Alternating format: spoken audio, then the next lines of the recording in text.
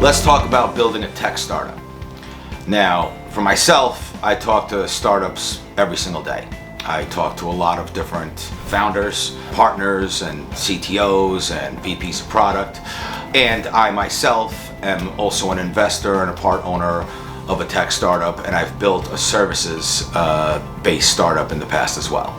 Now, there are a number of reasons that startups fail. One of those reasons is that they run out of cash in between funding rounds. You have to be lean. Early on as a startup, you have to be really, really smart with your money. But another reason is that they do not build the right team. And for this segment, I want to spend a little time talking about what the right team makeup should be. Every successful tech startup that I know has three core components.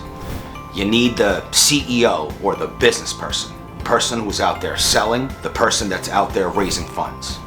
You also need the CTO, or the technology person.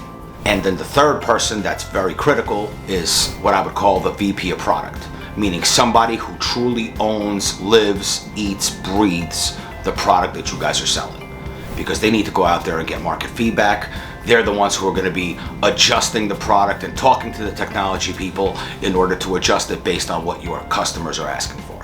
When considering who you're going to add to your team, many people tend to go to their friends, right? These are the people that you grew up with, maybe went to college with. You guys have always had discussions, hey, we should go into business together. And it sounds like fun. But there is a downside to it. Because often in these situations, we ultimately open up a business with our clones. Now, when you go to business with your clones, you may have the perfect messaging. You may have the perfect ideas, and you'll argue and figure out what is the best approach for us to take, and you'll have a great time doing it. But you might ignore the product, or you might ignore the tech.